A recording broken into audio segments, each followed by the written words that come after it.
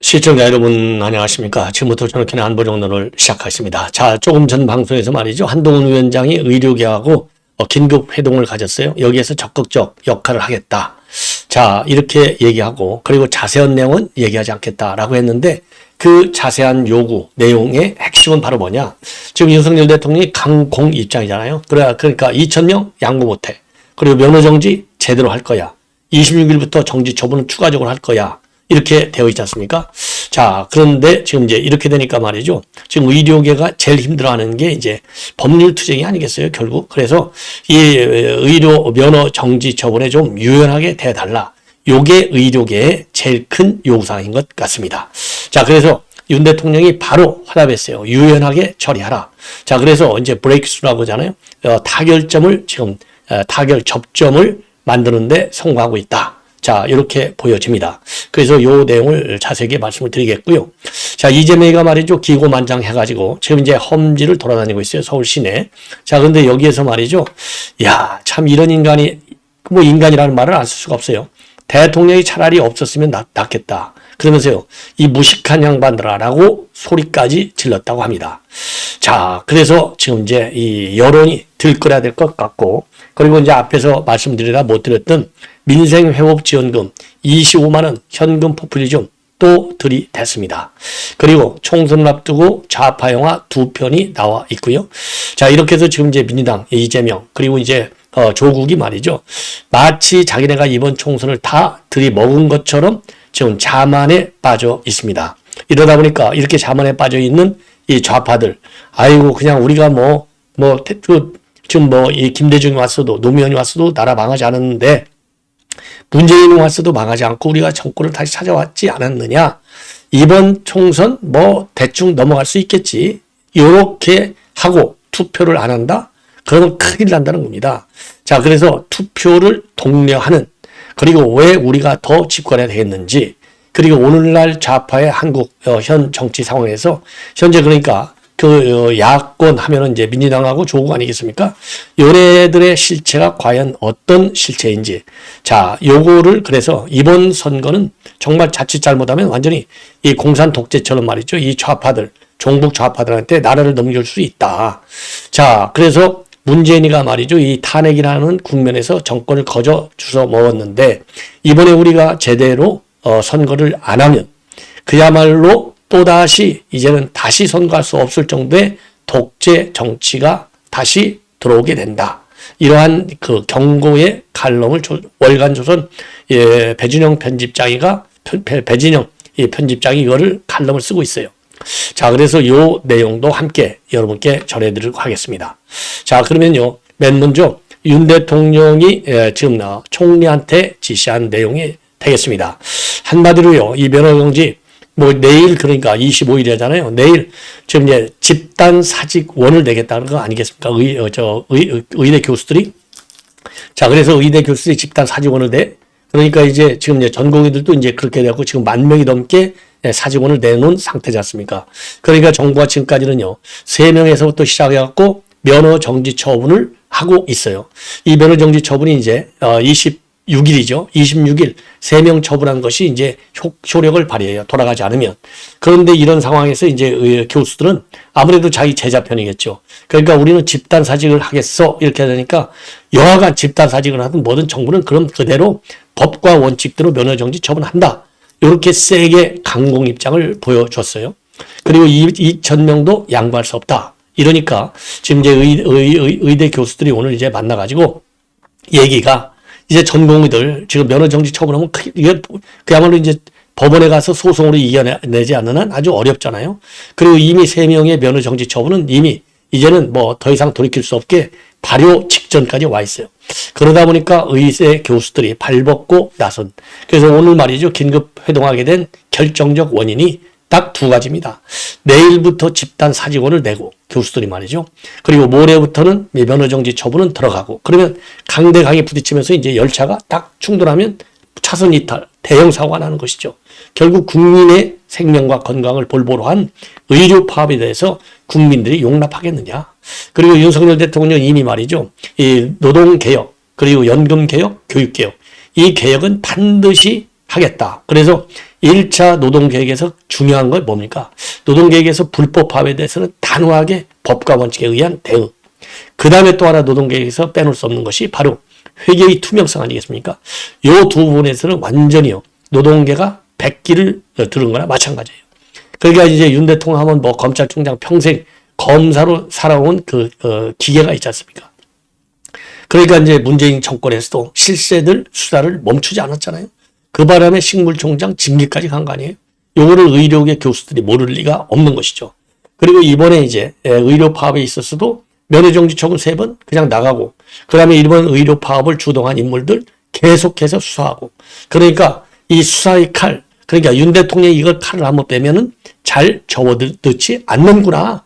이거가 이제 실제적으로 의료계도 봐온 거예요. 그러니까 자, 우리 집단사직원은 안 낸다. 예, 제가 보기에. 그러니까 이 면허정지 처분이라고 하는 강수, 요거는 좀 접어라. 이렇게 give and take, 딜을 한 것 같아요. 요게 이제 제일 큰 딜이고, 그 이후로 이제 좀 하는 딜들이 있겠죠. 예, 예. 자, 그래서 이러한 보고를 지금 이제 대통령에서 보면은요, 한동훈 위원장한테 이러한 보고를 받았다. 자, 그래서 의료 현장을 이탈한 전공의대에 대해서 면허정지 행정 처분을 갖다가 유연하게 처리하라. 요렇게 지금 이제 요청을 받고 요거를 한덕수 총리한테 지시를 했어요. 당과 협의를 잘해서 유연한 처리 방안을 모색하라. 그리고 의료인 간 건설적 협의체를 구성해서 대화를 추진하라. 요 딱 두 마디를 지시를 했습니다. 자, 이 얘기는요, 결국 이제 한동훈 위원장도 기자들하고 만나서 국민들이 피해볼 수 있는 상황은 막아야 하기 때문에 정부와 의료계 간의 건설적 대화를 중재해달라는 요청을 이 의대 교수협 측으로부터 받았다. 그리고 의료계도 정부와의 건설적 대화에 나설 준비가 돼 있다는 말씀을 저에게 전달해 왔다. 그리고 저는 책임 있는 정치로서 필요한 역할을 하겠다. 자, 요렇게 기자들한테 밝혔거든요. 예. 그래서, 그리고 추가적으로 이 소통, 이 회동, 이런 것은 좀 지켜봐 달라. 이렇게 얘기하면서 제가 하는 것이 건설적인 대화를 도와드리고 문제를 푸는 방식을 제시해 드리는 것이다. 이렇게 입장을 내놨거든요. 자, 그래서 오늘 이제 이 회동이 말이죠. 상당히 중요한 회동으로 됐다. 예. 그래서 이 결과를 이제는 더 이상 이제 한마디로 충돌할 수가 없죠. 더 충돌하면 이제 국민들이 분노하죠. 대학병원 앞에 가서 데모하죠, 이제. 그러니까 의료계도 한 발짝 뒤로 나가고, 예, 그러니까 전부 사직 내겠다. 전공의가 마찬가지로. 요거는 이제 교수답게 요거는 안 하고. 그리고 정부도 이 전공의들에서 행정처분 그대로 간다. 26일부터. 야, 요것은 또 살짝 접고. 이래서 한 발짝 뒤로 빠지면서 서로가 말이죠. 예, 이제는 접점을 만들어가는. 그래서 지금 윤 대통령을 비롯한 지금 정책실장도 오늘 KBS 나와서 2,000명은 최소한 필요한 거야. 요대로 가면 2035년도에 10,000명이 부족하다. 그런데 문제는 뭐냐? 의대는요, 학제가 6년으로 돼 있잖아요. 그러니까 2025학년도부터 2,000명을 증원해도 2031년부터 의사가 나와요.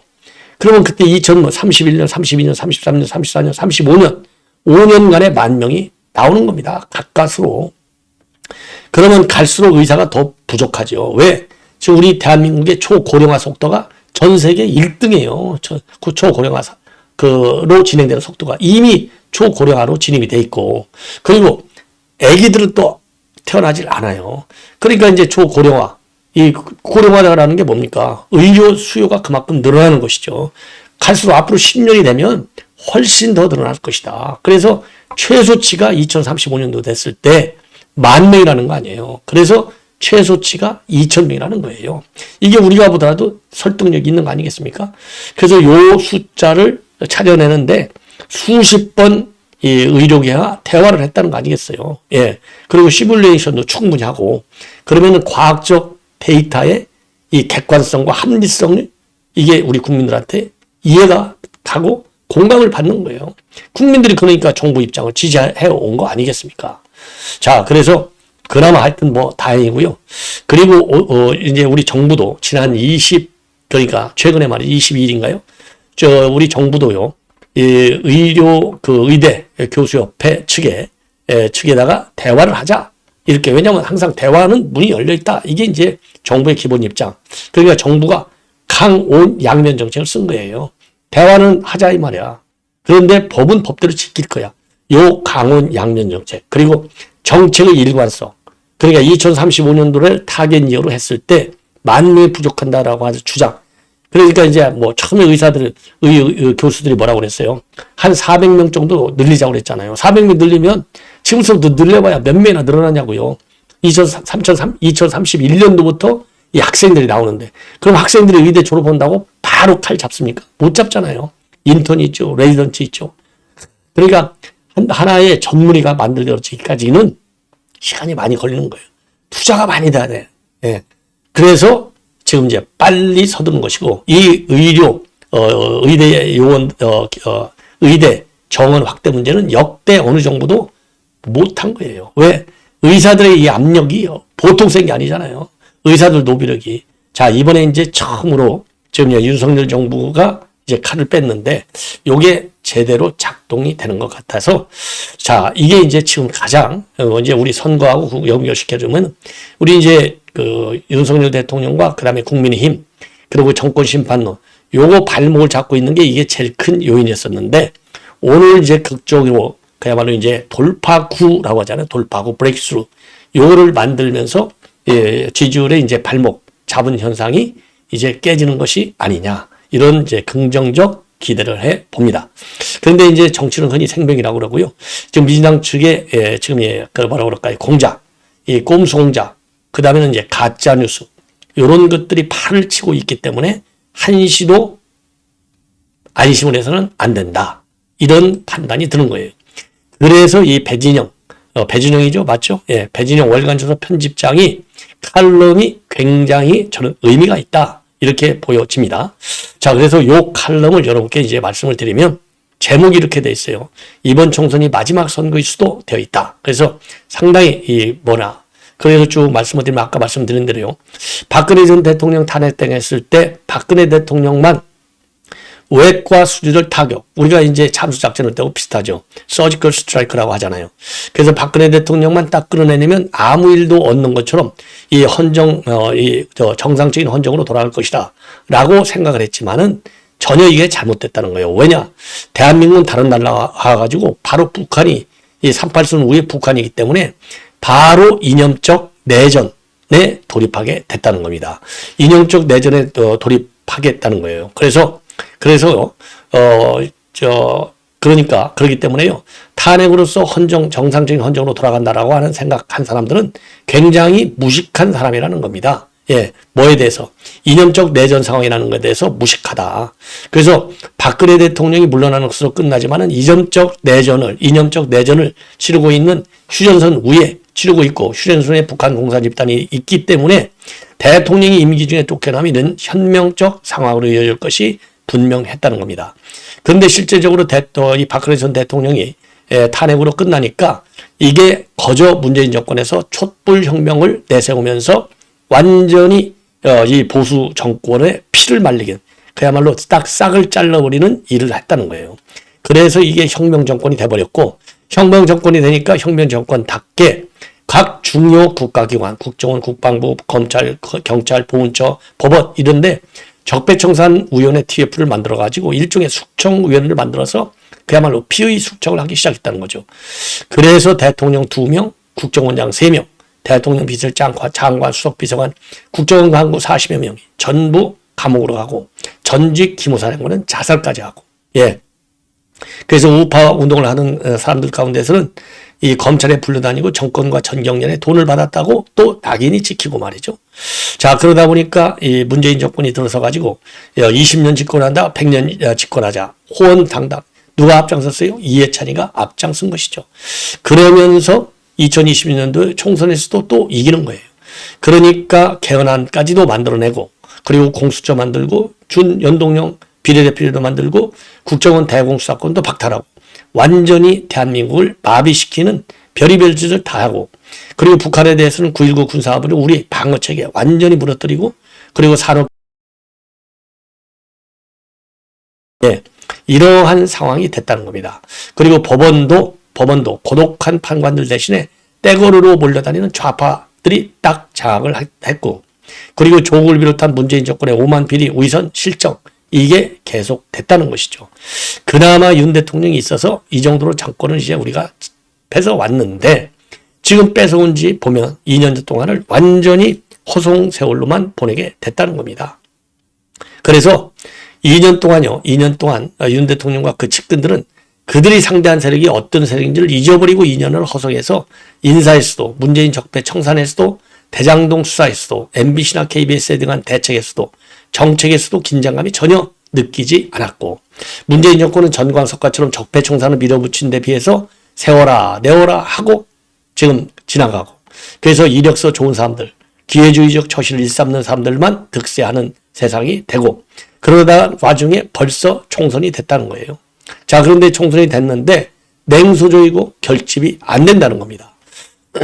그런데 이런 상황에서 이 이 좌파들은 선동으로 일삼고 있다. 그래서 이러다 보면 말이죠. 이러다 보면은 김대중도 견뎠고 노무현도 견뎠고 문재인도 견뎠는데 이재명인들 못 견디겠냐? 이재명이 된다고 나라 망하는 건 아니지 않느냐?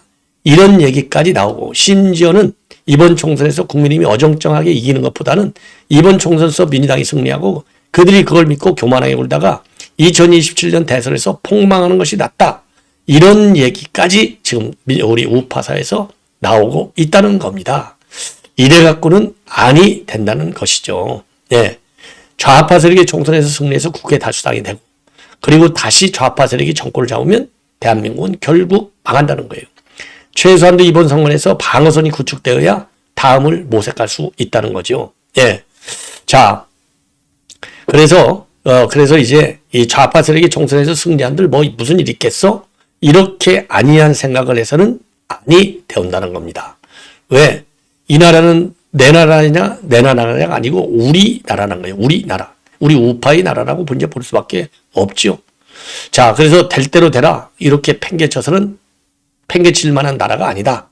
좌파에 넘어가게 방관해서는 안 된다. 그래서 어쩌다가 이런 상황이 됐는지 정말 자다가도 잠이 깨고 이가 갈린다. 매번 나 같은 사람들이 있는 걸 믿고 우리에게 표를 줘야지. 니들이 가면 어디 갈래? 라며 뻘짓하는 놈들이 미워 죽겠다라고 배진영 편집장이 주장하고 있어요.